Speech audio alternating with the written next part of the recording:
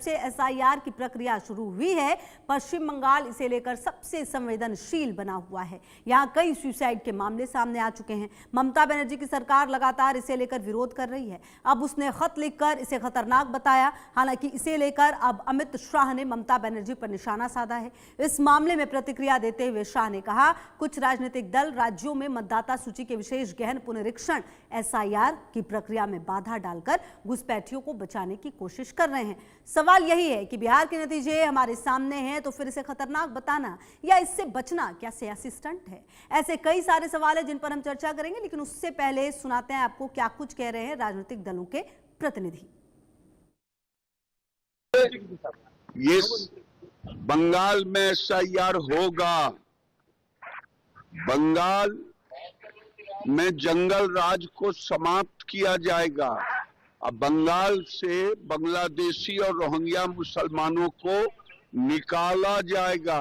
नहीं, हम तो बिहार की जनता का और सीमांचल की खास तौर से आवाम का और उन 5 विधानसभा से जहां पर हमारे उम्मीदवारों को वहां की आवाम ने कामयाब किया, हम उनका शुक्रिया अदा करते, अल्लाह का शुक्र अदा करते जी। एसआईआर की आड़ में बहुत सारे वोटर्स को बिहार में से हटाया गया है और अगर आप देखेंगे एसआईआर वहां पे हुआ है। असम में जो सबसे ज्यादा बोलते रहते हैं, असम में सिर्फ रिवीजन हो रहा है इलेक्टोरल रोल्स का, इंटेंसिव रिवीजन नहीं हो रहा है। तो ये बिल्कुल क्लियरली दिखाई दे रहा है कि इसके मैनिपुलेशन से ही, इलेक्टोरल रोल के मैनिपुलेशन से ही इलेक्शन आउटकम को बदलने का काम हो रहा है। तो वही खड़गे जी ने फिर से बिहार में एसआईआर के लिए जितना हाइट तौबा किए तो यहाँ की जनता समझा दिया ना, मतदाता समझा दिया ना कि हम लोग बाहरी आदमी को नहीं चाहते हैं। जो हिंदुस्तान का, भारत का जो नागरिक है, भारत का संविधान है, उसके अनुसार जिसको नागरिकता है वही नागरिक रहेगा। एसआईआर यही शुद्धता कायम कर रहा है। तो वैसी परिस्थिति में एसआईआर के खिलाफ जो जाएगा उसके खिलाफ जनता चल जाएगी।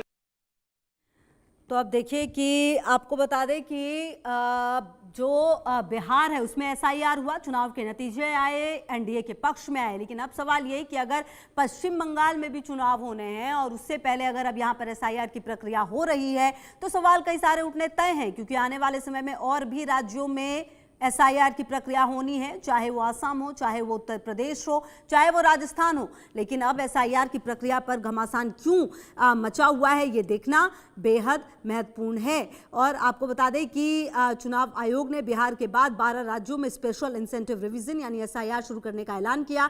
इन राज्यों में यूपी, पश्चिम बंगाल, दिल्ली, गुजरात, तमिलनाडु, मध्य प्रदेश जैसे बड़े राज्य हैं। और अब सवाल ये है कि आखिरकार जिस तरीके से ये पूरी एसआईआर की जो प्रक्रिया चुनी गई है वो किस तरीके से होने वाली है। और आपको बता दें कि क्या क्या वो दस्तावेज होंगे जो सामने आएंगे, क्योंकि आप देखिए कि आपको याद होगा कि आधार कार्ड को ही मानने से मना कर दिया गया था। बाद में सुप्रीम कोर्ट ने 2 से 3 बार कहा कि आपको आधार कार्ड को मानना ही पड़ेगा, और उसके बाद फिर आधार कार्ड को जो है वो मान्यता दी गई थी उस जो लिस्ट थी उसमें। और अब आपको बता दें कि एक बार फिर से मतदाता सूचियों को अपडेट करने की जो कवायद है एसआईआर यानी विशेष गहन पुनरीक्षण 9 राज्यों और 3 केंद्र शासित प्रदेशों में शुरू हो चुकी है मंगलवार से ही।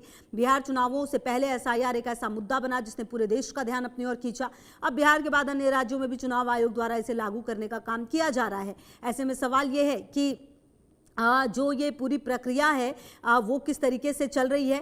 आपको बता दें 7 फरवरी 2026 को अंतिम मतदाता सूची के प्रकाशन के साथ ये जो प्रक्रिया है खत्म होगी। इन राज्यों और केंद्र शासित प्रदेशों में कुल 51 करोड़ मतदाता हैं जिन्हें ये प्रक्रिया कवर करेगी। बिहार के बाद एसआईआर का ये दूसरा चरण है। बिहार में अंतिम मतदाता सूची 30 सितंबर को प्रकाशित की गई। बिहार में करीब 7.5 करोड़ नामों को मतदाता सूची में शामिल किया गया था। अब दूसरे चरणों में जिन राज्यों में केंद्र शासित प्रदेशों में एसआईआर की कवायद है उनमें अंडमान निकोबार द्वीप समूह, लक्षद्वीप, छत्तीसगढ़, गोवा, गुजरात, केरल, मध्य प्रदेश, पुडुचेरी, राजस्थान, तमिलनाडु, उत्तर प्रदेश और पश्चिम बंगाल शामिल हैं। इनमें तमिलनाडु, पुडुचेरी, केरल, पश्चिम बंगाल में अगले साल विधानसभा चुनाव होने हैं। असम में भी 2026 में चुनाव होने हैं, लेकिन वहां मतदाता सूची के पुनरीक्षण की घोषणा अलग से की जाएगी, क्योंकि राज्य में नागरिकता सत्यापित करने के लिए उच्चतम न्यायालय की निगरानी में प्रक्रिया चल रही है। साथ ही नागरिकता कानून का एक अलग प्रावधान असम में लागू होता है। तो आपको बता दें कि मुख्य निर्वाचन आयुक्त ज्ञानेश कुमार ने 27 अक्टूबर को एसआईआर के नए चरण की घोषणा करते हुए कहा था, नागरिकता अधिनियम के तहत असम में नागरिकता के लिए अलग प्रावधान है। उच्चतम न्यायालय की निगरानी में नागरिकता की जांच का काम पूरा होने वाला है। 24 जून को एसआईआर का आदेश पूरे देश के लिए था। ऐसी परिस्थितियों में असम पर लागू नहीं होता। एसआईआर की प्रक्रिया 4 नवंबर से शुरू हो गई है और 4 दिसंबर तक जारी रहेगी। निर्वाचन आयोग ने 9 दिसंबर को मतदाता सूची का मसौदा जारी करेगा और अंतिम मतदाता सूची 7 फरवरी को प्रकाशित की जाएगी। इससे पहले 2002-2004 में एसआईआर किया गया। आयोग का मानना है एसआईआर से यह सुनिश्चित होगा कि कोई भी पात्र मतदाता छूट ना जाए और किसी भी अपात्र मतदाता का नाम मतदाता सूची में ना रहे। एसआईआर का प्राथमिक उद्देश्य अवैध विदेशी प्रवासियों के जन्म स्थान की जांच करके उन्हें सूची से बाहर निकालना है। बांग्लादेश और म्यांमार सहित अवैध प्रवासियों के खिलाफ विभिन्न राज्यों में कार्रवाई के मद्देनजर यह कदम महत्वपूर्ण है। और रैनिक दत्ता हमारे सहयोगी ज्यादा जानकारी के लिए इसी खबर पर हमारे साथ। देखिए, हम चर्चा की शुरुआत भी करेंगे और कुछ गेस्ट भी मेरे साथ जुड़ेंगे। फिलहाल रैनिक की मौजूदगी हमारे साथ है। रैनिक, देखिए, एसआईआर का इतिहास और इसका मकसद जो भी रहा हो, लेकिन सवाल ये है कि अगर घुसपैठिए बाहर जा रहे हैं तो इससे ये कैसे पता चलता है कि एसआईआर की प्रक्रिया सही दिशा में जा रही है? ये तो एक अलग ही विषय हो जाएगा ना। बहरहाल पश्चिम बंगाल में काफी बवाल मचा हुआ है एसआईआर के शुरुआत होने के बाद से। रैनिक, हाँ, एकदम देखिए, एसआईआर का प्रोसेस जब चालू हुआ उसके बाद से पश्चिम बंगाल में बहुत सारे जगह पर बहुत सारे तस्वीर सामने आया है। किसी जगह पर देखने को मिला है कि एसआईआर के डर की वजह से एकदम चिट्ठी लिखकर लोग सुसाइड तक कर रहे हैं। दूसरी तरफ अगर देखा जाए, एसआईआर के प्रेशर में बीएलओ बीमार हो जा रहा है, बीएलओ का मौत हो रहा है, ऐसा दावा भी तृणमूल कांग्रेस की तरफ से उठाया गया है। मगर दूसरा तस्वीर सामने आ रहा है बांग्लादेश का बॉर्डर से, क्योंकि हकीमपुर बॉर्डर में अगर देखा जाए तो हर दिन करीब 200 से 300 परिवार आ रहे हैं जो लोग इलीगल तरीके से बांग्लादेश से भारत आए थे, वो भी पिछले 10 साल के अंदर ही। पिछले 10 साल में कोई 10 साल पहले आया था, कोई 7 साल पहले आया था, कोई 3 साल पहले आया था, कोई तो बोल रहा है कि 1.5 साल पहले ही वो लोग पश्चिम बंगाल में आए थे। बांग्लादेश बॉर्डर क्रॉस करके वो लोग आए थे। आने का माध्यम क्या था? ब्रोकर के माध्यम से। उन लोगों की तरफ से कहा जा रहा है कि ब्रोकर के माध्यम से पैसा देकर वो लोग बॉर्डर क्रॉस किए थे। उसके बाद पश्चिम बंगाल में आकर वो लोग रुक रहे थे। तो इसी जगह से अभी अपोजिशन जो पार्टी से पश्चिम बंगाल का, उनके तरफ से सवाल उठाया जा रहा है कि अगर 10 साल से या 7 साल से कोई इलीगल बांग्लादेशी पश्चिम बंगाल में रह रहे हैं तो इनको अभी तक पुलिस की तरफ से या प्रशासन की तरफ से आइडेंटिफाई क्यों नहीं किया गया था? यानी एक तरफ एसआईआर का माहौल चल रहा है, तो उसी टाइम पर बांग्लादेशी मुद्दे को लेकर भी अभी पॉलिटिकल जो चर्चा वो पश्चिम बंगाल में चालू हो चुका है। जो तृणमूल कांग्रेस है उनकी तरफ से दावा किया जा रहा है कि बॉर्डर एरिया से क्रॉस किया है तो ये बीएसएफ का जिम्मेदारी हो सकता है, सेंट्रल गवर्नमेंट का इसके ऊपर ध्यान देना चाहिए था, ऐसा तृणमूल कांग्रेस की तरफ से आरोप दिया जा रहा है। दूसरी तरफ अगर देखा जाए तो बीजेपी की तरफ से कहा जा रहा है कि अगर बांग्लादेशी इलीगल तरीके से इधर आकर रह रहे हैं, पश्चिम बंगाल में रुक रहे हैं, तो पश्चिम बंगाल के जो प्रशासन है और पश्चिम बंगाल के जो पुलिस है उनको क्यों मालूम नहीं पड़ेगा कि उनके एरिया में कौन लोग रह रहे हैं और कहां से वो लोग आ रहे हैं, उनका परिचय क्या है? ये सब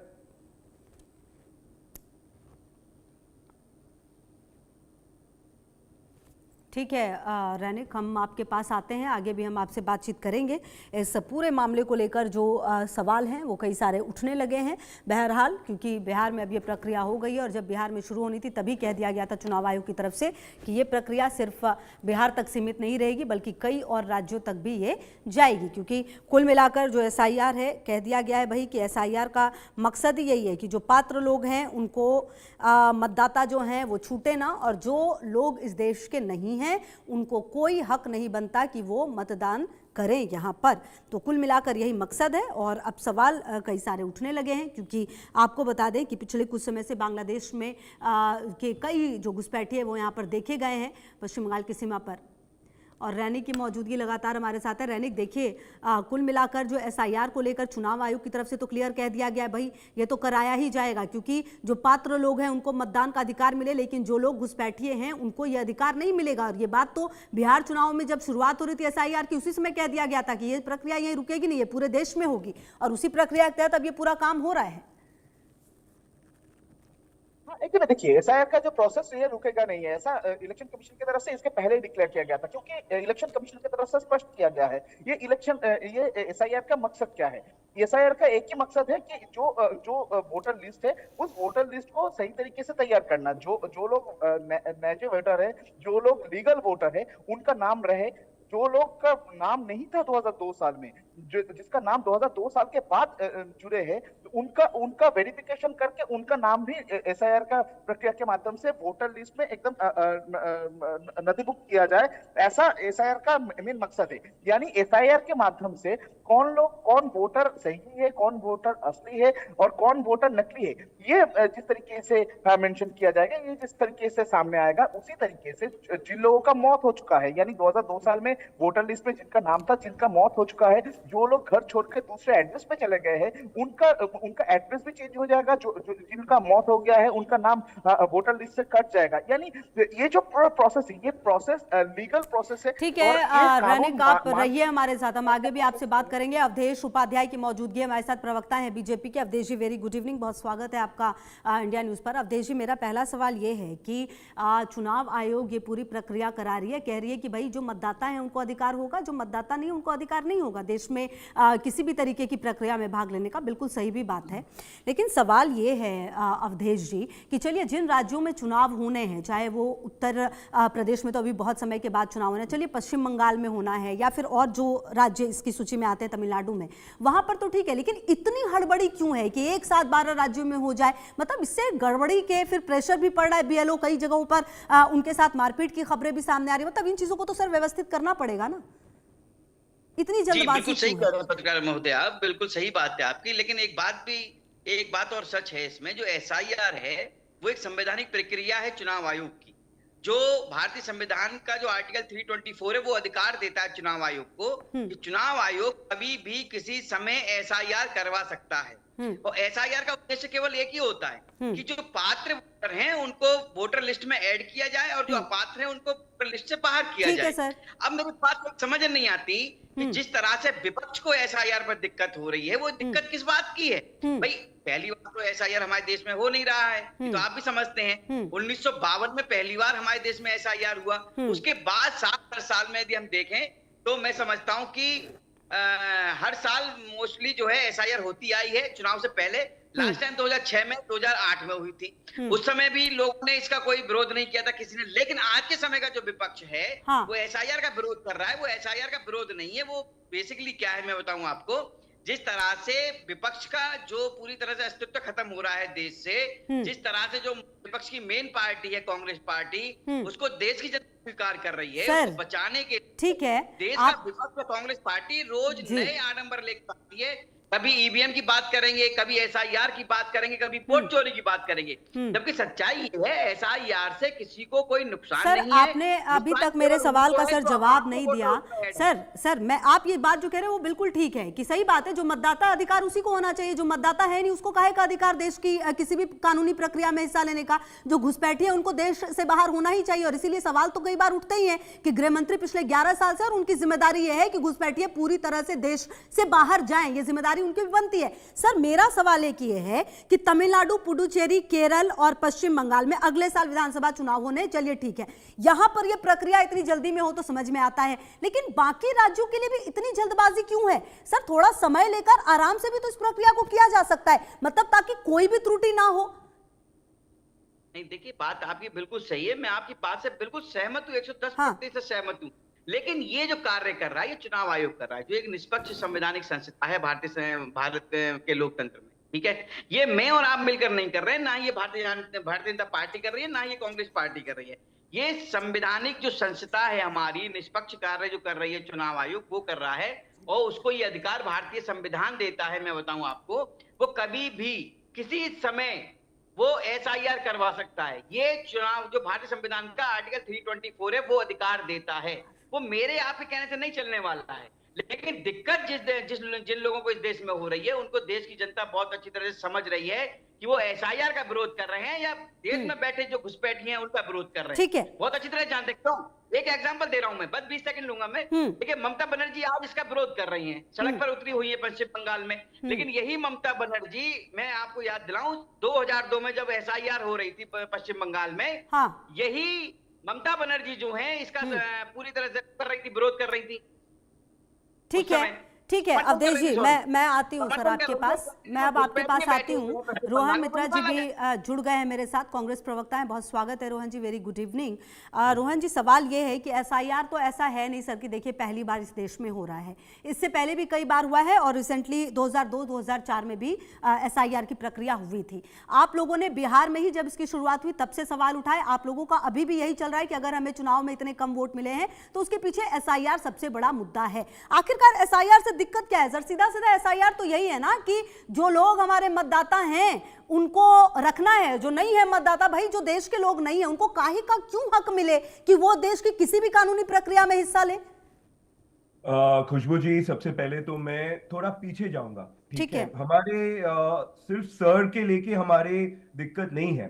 आप देखिएगा जब 2023 साल में जो इलेक्शन कमीशन, जो चीफ इलेक्शन कमीशन का जो न्याय का जैसा पैनल होता था, सिलेक्शन प्रोसेस होता था, वो उस दिन से हम लोग से इलेक्शन कमीशन से हम लोग का दिक्कत है, क्योंकि हम लोग पहले ही बोल रहे कि जो इलेक्शन कमीशन है ये संविधान में जैसे होना चाहिए था वैसे तो हुआ नहीं। तो सबसे पहले इनका सिचुएशन भी बदल दिया गया है। मेरे भाई आप भी देखिए, मैं तो हमेशा के टाइम पे बात नहीं कर रहा हूँ, मेरे को अपना बात बोलने एक बार रोहन जी बोलने सर, फिर आप बोल लीजिए। एक बार बोलने दीजिए कि यही तो दिक्कत है कि हमको बोलने का मौका नहीं मिलेगा।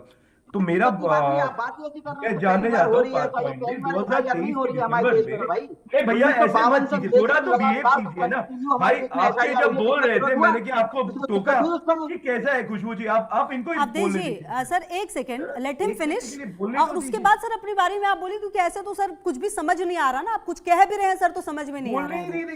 एक मिनट सर, वो कंप्लीट कर ले, मैं आती हूँ आपके पास। जी रोहन जी प्लीज, अब आप अपनी बात पूरी करें। हाँ, 2000 तो जब इलेक्शन कमीशन का प्रोसेस चेंज हो गया, पहले क्या था? पहले था प्राइम मिनिस्टर था, लीडर ऑफ ऑपोजिशन था और चीफ जस्टिस ऑफ इंडिया था। बीजेपी के जमाने में क्या हो गया कि उसको हटा के उन्होंने कर दिया कि एक उनकी तरफ से एक मिनिस्टर, कैबिनेट मिनिस्टर रहेंगे। तो सबसे पहले तो ये गणेश कुमार ऐसे ही आए कि प्राइम मिनिस्टर और कैबिनेट मिनिस्टर, इधर पे अमित शाह थे। तो सबसे पहले तो वही है हम लोग का सबसे बड़ा दिक्कत।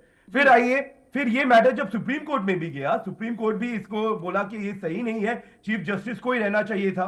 लेकिन बीजेपी गवर्नमेंट आने के बाद क्या किया? पूरा लॉ ही चेंज कर दिया, पूरा संविधान ही चेंज कर दिया। अच्छा। फिर आते हैं नेक्स्ट पॉइंट पे। अच्छा। आते हैं कि पॉइंट आप देखिएगा, बिहार का जब इलेक्शन हुआ, इसके फोटो, ये महिला वोट देने जा रहे हैं, इतने महिला दिए हैं, बहुत अच्छी बात है। तो हम लोग जब बोल रहे थे कि हम लोग को सीसीटीवी फुटेज चाहिए था महाराष्ट्र और हरियाणा का इलेक्शन का, तब क्या बोला गया इलेक्शन की तरफ से कि महिला की इज्जत के लिए, महिलाओं के प्राइवेसी के लिए ये सीसीटीवी फुटेज नहीं देंगे। तो देखिए, एक पहले तो अब आते हैं सर में। तो पहले तो हम लोग देखिए महाराष्ट्र में, हम लोग देखिए कि जब असेंबली इलेक्शन होने वाला था लोकसभा के बाद, तो 50 लाख लोग जोड़ दिए गए। उस टाइम पे तो सर नहीं हुआ। फिर हम लोग का, जब हम लोग ने ये मुद्दा उठाया कि वोटर कैसे बढ़ गए, फिर हम लोग देखे बिहार में अगस्त महीने से एसआईआर प्रोसेस शुरू हो गया। ठीक है, अच्छा रोहन जी देखिए, अब सवाल तो सर यही है ना कि अगर ये तो पूरा आपने इतनी सारी बातें कही हैं सर, बिना रुके एक सेकंड सुन लीजिए, अब इतनी सारी बातें कही, सुन लीजिए। अब जो इतनी बातें आपने कही हैं, अगर इतना ही सब होता तो फिर बीजेपी अपने दम पर ही सरकार ना बना लेती लोकसभा में। और उसके अलावा जब बाकी राज्यों में सर आपके हिसाब से चीजें होती है, तेलंगाना, हिमाचल प्रदेश, कर्नाटक, उसमें आप थोड़ी थोड़ी बातों को कहकर आप कहते हैं हाँ हम तो वहां का भी नहीं कहते। एक second sir, let me finish, एक सेकंड, वहां की चीजें आप थोड़ी थोड़ी लेकर आते हैं, अरे इस सीट पर तो इतना उतना था। सर खुलकर आइए ना, फिर खुलकर कहिए कि भाई जितने भी लोगों को ज्ञानेश कुमार ने, इलेक्शन कमीशन ने, सोनिया गांधी हैं, राहुल गांधी हैं, प्रियंका गांधी, सब तो सर उसी संवैधानिक चीजों को लेकर बैठे हुए ना जो ज्ञानेश कुमार ने और चुनाव इलेक्शन कमीशन ने दिया है। बार बार कानून और इस प्रक्रिया को इस तरीके से सवालों के घेरे में खड़ा करना सर कहां तक सही लगता है? एनीवेज मैं आपके पास आती हूं। अवधेश जी जवाब ये दीजिए, रोहन जी कह रहे हैं कि ज्ञानेश जी को ही जब आप लेकर आए ना तो उसमें पीएम मोदी और अमित शाह जैसे लोगों की मौजूदगी थी, मतलब उसमें और कोई भूमिका नहीं थी। फिर सुप्रीम कोर्ट जब लेकर गए तो आपने पूरा का पूरा लॉ ही बदल दिया। अवधेश उपाध्याय। ठीक है खुशबू जी, मैं बताऊं, आज के समय में विपक्ष का एसआईआर तो केवल एक बहाना है। सच्चाई ये है कि देश के विपक्ष को अपना अस्तित्व बचाना है और कोई इसमें कोई दूसरा कारण है नहीं। क्यों? मेरे भाई रोहन मिश्रा जी बोल रहे थे, इनको ये तो पता होगा कि भारतीय संविधान का आर्टिकल 324 क्या कहता है, क्या क्या लिखा है उसमें, क्या क्या प्रावधान है उसमें चुनाव आयोग के लिए। भाई मेरे आपके कहने से अगर चुनाव आयोग काम करने लगे, इसका मतलब तो फिर आपने सही कहा कि भारतीय जनता पार्टी की सरकार होती पूरे देश में सब जगह। भाई हिमाचल प्रदेश में कांग्रेस की सरकार बनती है, तब ना तो वोट चोरी की बात करता है कोई, ना ही ईवीएम के हैक की बात करता है, ना एसआईआर की बात होती है। इसी तरह से आप बात करिए कर्नाटक में, इसी तरह से तमिलनाडु की बात करिए, इसी तरह से आप पश्चिम बंगाल में बात कीजिए, तेलंगाना की बात कीजिए, जम्मू कश्मीर की बात कीजिए। ये सभी राज्य ऐसे हैं जहां भाजपा की हार हुई है और कांग्रेस की जीत हुई है, कांग्रेस के सहयोगी दलों की जीत हुई है। वहां इनको कुछ याद नहीं आता, ना ईवीएम हैक होती है वहां पर, ना चोरी होती है, ना एसआईआर होता है। लेकिन हाँ, जहां इनका सुपड़ा साफ होता है, जहां भारतीय जनता पार्टी की जीत होती है, जहां जनता का प्यार अपने देश के प्रधानमंत्री जी को मिलता है, वहां इनको सब चीज पे दिक्कत हो जाती है। ईवीएम हैक हो जाती है, वहां पर वोट चोरी हो जाती है, एसआईआर की बात होती है। मैं कह रहा हूं फिर एक बार फिर मैं बता रहा हूं, केवल विपक्ष का ये बहाना है अपना अस्तित्व बचाना है, जबकि एसआईआर से कोई दिक्कत नहीं है। ये केवल गुमराह कर रहे हैं जनता को। और इस बारे में आपने देखा होगा कि 272 ब्यूरोक्रेट्स ने भारत के राहुल गांधी को चिट्ठी लिखी है कि इस तरह से चुनाव आयोग को बदनाम ना किया जाए। ठीक है खुशबू जी, सबसे पहले तो मैं बोलना चाहता हूँ कि ये इन्होंने जो बात किया, हम लोग एक डेमोक्रेसी में हैं, हम लोग जो बात कर रहे हैं वो डेमोक्रेसी के अंदर से ही अच्छा बात सर, कर रहे हैं। रोहन जी ये हम लोग जवाब अपना दीजिएगा, point जो ये रखे जवाब भी आपके दे पास- दीजिएगा, ये जवाब भी दे दीजिए जो अवधेश जी पूछ रहे हैं। मेरा सवाल है कि आपको एसआईआर से तकलीफ क्या है सर? एसआईआर तो यही है ना कि पहले भी हुआ है, अब भी हो रहा है, सीधा सीधा एक भाई जो मतदाता नहीं है वो नहीं रहेंगे, जो देश के हैं ही नहीं उनको क्यों अधिकार मिले? मतलब प्रॉब्लम कहां पर है रोहन जी? मैडम, हम लोग का सबसे पहले तो मैं तो बंगाल से आता हूँ, हम लोग हाँ। के बंगाल के जो प्रेसिडेंट है आप देखिएगा, और जो मैंने भूतपूर्व लोकसभा के नेता थे अजीत जी भी, शुभंकर दा भी, जो दो चीज हम लोग एसआईआर के खिलाफ नहीं है बंगाल में, प्लीज हाँ। एक बार समझ लीजिएगा। हाँ। हम लोग क्या बोले हैं, जो आपने भी अपने बयान में बोल रहे थे, मैं सुन रहा था जब, कि एसआईआर प्रोसेस बंगाल में 8 करोड़ के ऊपर हम लोग का पॉपुलेशन है। हम लोग 2024 के अगर वोटर लिस्ट देखेंगे, हाँ। 60 करोड़ 80 लाख की तरफ वोटर है। ठीक तो है। बीएलओ जो हम लोग अभी जो इलेक्शन कमीशन दे रहे हैं, हाँ। तो बीएलओ है फुल टाइम टीचर्स। हाँ। वो लोग फुल टाइम टीचर्स, वो लोग अपना पढ़ाई करा के फिर वो लोग अपना बीएलओ का काम कर रहे हैं। हाँ। ठीक है, हम लोग कह रहे हैं सबसे पहले कि इतना जल्दी में कैसे 8 करोड़ वोटर्स का आप लोग तय कर रहे हो। सेकंड पॉइंट जो आप बोल रहे हो घुसपैठिया का, सबसे पहले तो मैं बोलूंगा कि घुसपैठिया आया कहां से मैडम? हाँ। आप ये अरे रोहन जी, देखिए अभी थोड़ी देर पहले तो मैंने अवधेश जी से ये सवाल किया ही ना। आप ये मैंने तो पूछा ही भाई 11 साल से जब आप गृह मंत्री तो फिर घुसपैठिया क्यों आ रहा है भाई? ये सवाल तो है ही। और जो लोग जा रहे हैं वो घुसपैठिया, ये तो फिर आपकी जिम्मेदारी है पूरी की पूरी, आपको निकालना पड़ेगा। ये तो मैंने सवाल किया। अच्छा रोहन जी, आप जो ये बीएलओ वाली बात कह रहे हैं, आप लोगों ने भी तो बीएलओ बिठा रखे हैं ना, फिर वो लोग निगरानी कर पा रहे हैं कि दिक्कत कहां पर आ रही है? वही तो मैडम मैंने आपको बोला कि हम लोग के बंगाल में 84,000 के ऊपर बूथ्स है मैडम। हाँ। एक हम लोग का बंगाल का जो नॉर्थ बंगाल और साउथ बंगाल में आप डिस्टेंस देखिएगा, उधर पे आपको समझना आना चाहिए कितना बड़ा है। आज देखिएगा, 1 महीने पहले पूरा नॉर्थ बंगाल में इतना बड़ा फ्लड हुआ, पूरा नेशनल डिजास्टर हो गया। तो हम लोग का पॉइंट यही था कि अगर इलेक्शन आ रहा है, आप लोग एसआईआर कीजिए, डुप्लीकेट वोटर हटाइए, जो घुसपैठिया है जिसको आपने रोका नहीं, वो जो अंदर आ गए उनको भी हटाइए, आप जो डेड वोटर्स है उनको भी हटाइए। बट ये प्रोसेस 1 महीने में होने वाला नहीं है, ये प्रोसेस मैनिपुलेटेड होगा अगर 1 महीने में आप लोग करेंगे। हम लोग का दिक्कत इधर है मैडम। मतलब तो कुल ये हम लोग का पॉइंट है जिसका जवाब बीजेपी के पास है नहीं। कुल मिलाकर आप ये कह रहे हैं कि अगर समय लेकर ये पूरी प्रक्रिया अगर की जाती तो शायद बेहतर तरीके से इसका रिजल्ट आएगा, आप यही कह रहे हैं? एक्यूरेट। हाँ, यही तो मैडम, आप 2002 का भी देख लीजिए, वो लोग क्या 1 महीने में पूरा बीएलओ ने पूरा बंगाल, तब तो 4 करोड़ वोटर्स थे हम लोग के पास, 1 महीने का तो प्रोसेस नहीं था। तो इसमें अवधेश जी, जो बीजेपी के अभी जो प्रवक्ता हमारे साथ है अवधेश जी, उनका ये कहना था कि ये तो एक कानूनी प्रक्रिया है और जिसको एक संवैधानिक संगठन जो है वो अंजाम दे रही है, इसमें बीजेपी क्या कर सकती है? नहीं, यही तो मैडम, हम तो इसलिए तो मैंने स्टार्ट किया कहां से कि ज्ञानेश कुमार का अपॉइंटमेंट कहां से हुआ। ज्ञानेश कुमार का अपॉइंटमेंट हुआ जब मोदी जी और अमित शाह जी ने बैठ के डिसाइड किया कि Gyanesh Kumar ji chief election commission होगा। आप देखिए, 1 नेशन 1 इलेक्शन बोलते थे, बीजेपी ने इतना बड़ा एक कमेटी भी रामनाथ कोविंद के अंडर कर रहे हैं। तो आप देखिएगा तो 2024 के बाद 4 स्टेट में जब इलेक्शन हुआ, झारखंड और जम्मू कश्मीर अलग से किया, और फिर महाराष्ट्र और हरियाणा अलग से किया। तो ये क्यों हुआ था? तो ये लोग ही बोल रहे हैं कि हम लोग के पास इतने सब रिसोर्सेज है, इलेक्शन कमीशन के पास इतना रिसोर्सेज है कि पूरा देश का इलेक्शन, असेंबली और पार्लियामेंट एक साथ करेंगे। फिर जब आया चार्ज शीट, तो आप देखिए ना, हम तो एक चीज को लेके पकड़, हम तो पूरा एक सीक्वेंस से हम आपके पास अपना बात रख रहे हैं। ये हम लोग का डेमोक्रेसी में हम लोग का राइट्स है, लेकिन हम लोग बोल रहे हैं कि जो प्रोसेस हो रहा है ये मैनिपुलेटेड है पूरी तरह से। ठीक है, अच्छा, लेकिन रोहन जी आप देखिए, अगर आप चुनाव आयोग की बात करें तो चुनाव आयोग ने 12 जगहों पर तो ये एसआईआर करने की बात करी, लेकिन आसाम को अलग कर दिया वहां की परिस्थितियों को समझते हुए। मैडम आप खुद ही बोल रहे हो, आप देखिए ना बंगाल में जो बीएलओस भी इतने सारे उन्होंने, एक तो मैं तो देखिए, मैं किसी का सुसाइड किया ये तो जब तक तहकीकात नहीं होगा नहीं मैं बोल नहीं सकता, लेकिन 10 के आसपास लोगों का देहांत हो गया, बहुत सारे लोग सुसाइड करने का आरोप आ रहे हैं। तो ये प्रोसेस तो आप बोलिएगा, एक इंसान भी अगर इंडियन किसी का जिंदगी चला जाता है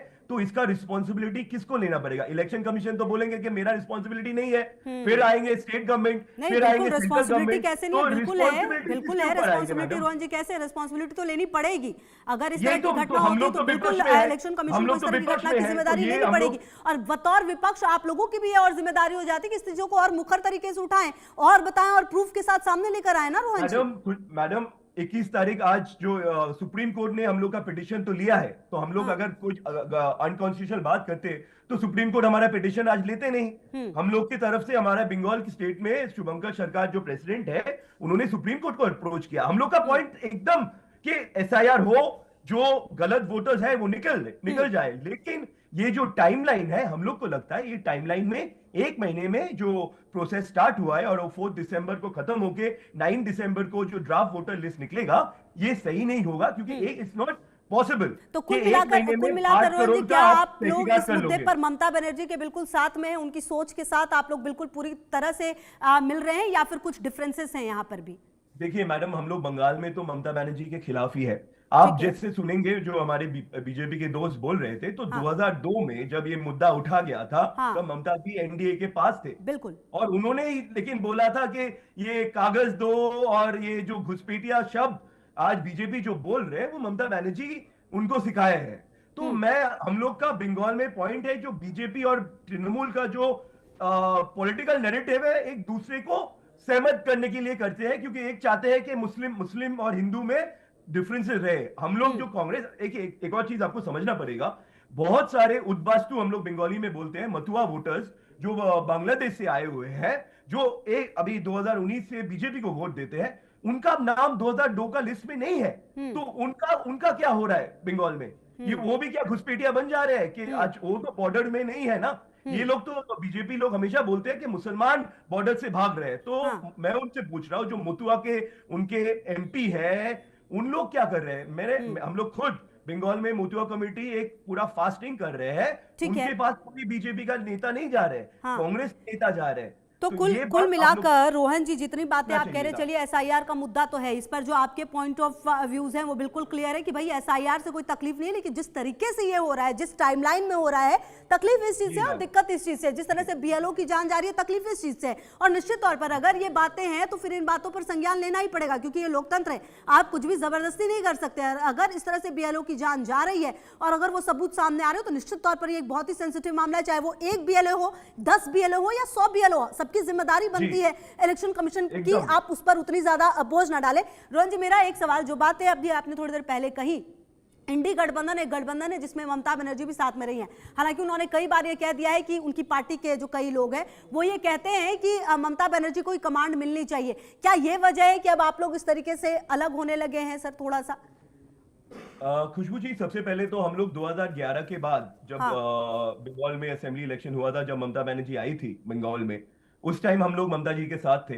2011 के बाद आप देख लीजिएगा, कभी भी हम लोग बंगाल में तृणमूल एकदम एक स्टेट का पार्टी है, वो जहां पे भी गोवा में भी जब गए, मेघालय में भी गए, त्रिपुरा में भी गए, कांग्रेस के साथ कभी उनका गठबंधन नहीं था। तो हम लोग इंडी गठबंधन में रहकर भी ममता बनर्जी के साथ कभी वो बन नहीं पाया तृणमूल कांग्रेस के साथ, ये कह रहे हैं हम लोग। हाँ देखिए, इंडी गठबंधन एक कॉमन मिनिमम प्रोग्राम के एक गठबंधन है, लेकिन जब स्टेट के मौके में आते हैं, हम लोग बंगाल में तृणमूल के साथ कभी गए नहीं है। जैसे आप बोल सकते हो केरला में भी फिर लेफ्ट फ्रंट भी हम लोग के साथ है, बट केरला में तो हम लोग अलग है। तो हम लोग का जो सोच है, बंगाल में जो सोच है वो अलग है, वो तृणमूल के साथ नहीं है। और तृणमूल के देखिए, आप तो बोले हमारे बीजेपी के जो स्पोक्सपर्सन थे, उन्होंने बोल दिया कि ममता बनर्जी ये सबसे पहले एसआईआर के मुद्दे उठाया था। जो घुसपैठिया का मुद्दा था, जो कागज का मुद्दा था, जो कागज जिसके पास नहीं है वो घुसपैठिया है। हम लोग बोल रहे हैं कि कागज, बहुत सारे लोग गरीब के पास आज के दिन में कागज नहीं है, तो उनको एक फेयर मौका देना चाहिए कि उनका अपना स्टोरी रखे। इसलिए हम लोग सुप्रीम कोर्ट में गए हैं। तो 1 महीने का जो प्रोसेस है, इसमें इतना कुछ नहीं होगा मैडम। ये हम लोग बिहार में भी देख चुके हैं कि सुप्रीम कोर्ट जब इंटरवीन करते हैं वो एसआईआर प्रोसेस को कंटिन्यूअस, ठीक है, मतलब लेकिन ये बात तो अब रोहन जी देखिए यही हो गया ना। अब आप लोग यहाँ पर बिहार में भी महागठबंधन आपने बनाया, अंत तक आपने बहुत सारी चीजें क्लियर नहीं की, शायद ये भी चलिए, ये एसआईआर वगैरह जो मुद्दा आप उठा रहे हो वो तो ठीक है, लेकिन सर आपको मानना तो पड़ेगा इन चीजों पर भी आप लोगों को काम करने की जरूरत है। आप लोग क्लियर संदेश देते नहीं। एक इंडी गठबंधन मतलब हो जाता है बाकी सब साथ, चलिए एनडीए अलग, बाकी सब साथ, लेकिन आप लोग जगह जगह पर अपने टर्म एंड कंडीशन के हिसाब से चीजों को इस्तेमाल करते हैं। जनता इससे थोड़ी बहुत तो सर कहीं ना कहीं समझती है कि आप लोग किस तरीके से किस चीज को इस्तेमाल करते हैं। बहरहाल सर रहिए, हमारे सहयोगी रैनिक की भी मौजूदगी है। रैनिक देखिए, अभी जो हमारी बात हो रही थी रोहन जी से, वो भी यही कह रहे थे कि एसआईआर से कोई तकलीफ नहीं है, जो इसकी टाइमलाइन है ना, ये जल्दबाजी में करने से तकलीफ इस चीज से है, कई बीएलओ की जान गई है, तकलीफ इस चीज से है। ममता बनर्जी 2002 में सपोर्ट कर रही थी, आज उनको लग रहा है कि ये गलत है, तो दिक्कतें इस तरीके से बढ़ी हैं एसआईआर को लेकर यहां पर।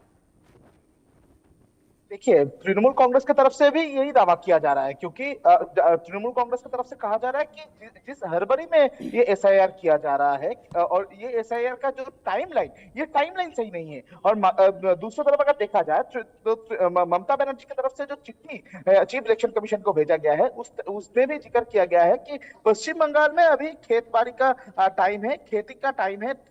इस खेती का टाइम में बीएलओस की तरफ से ये फॉर्म दिया जा रहा है, लोगों के मन में टेंशन हो रहा है। और उसके साथ साथ ही जो 1 महीने का टाइमलाइन दिया गया है, इस 1 महीने के अंदर किस तरीके से फॉर्म फिलअप किया जाएगा, किस तरीके से ये पूरा प्रोसेस कंप्लीट होगा, ये इंफॉर्मेशन भी बहुत सारे गांव वाले लोग, जो गांव वाले हैं, उनके पास नहीं है। वो इंफॉर्मेशन किस तरीके से उनके पास पहुंचेगा, जिसके पास स्मार्टफोन नहीं है, जिसके पास इंटरनेट परिसेवा नहीं है, उनके पास किस तरीके से पहुंचेगा, ये मुद्दा तृणमूल कांग्रेस की तरफ से उठाया जा रहा है। दूसरी तरफ अगर देखा जाए तो ये जो प्रोसेस है, इस प्रोसेस को सपोर्ट कर रहे हैं, बोल सकते हैं बीजेपी की तरफ से एक बात तो स्पष्ट किया जा रहा है कि तृणमूल कांग्रेस किसी भी हालात पर ये पूरा इस तरीके का जो इशू है, ये इशू को सामने रखते हुए ये जो एसआईआर का प्रोसेस, इसको रद्द करने का कोशिश कर रहे हैं। और इसी वजह से लीडर ऑफ अपोजिशन शुभेंदु अधिकारी की तरफ से भी मेल किया गया है इलेक्शन कमीशन को कि ममता बनर्जी का ये चिट्ठी को मेंशन ना किया जाए। चिट्ठी के आधार पर ममता बनर्जी किस तरीके से रोकने का कोशिश कर रहे हैं, उनको नजरअंदाज करके एसआईआर का प्रोसेस जो है इसको कंप्लीट किया जाए। समय के साथ रहने के देखना होगा कि आने वाले समय में एसआईआर का ये जो मुद्दा है वो किस तरीके से पश्चिम बंगाल में उठेगा, क्योंकि बिहार में जब चुनाव की घोषणा हुई और उसके बाद जब एसआईआर की बात सामने आई तो कहीं ना कहीं ये पूरा मुद्दा सबसे बड़ा मुद्दा बनकर उठा था।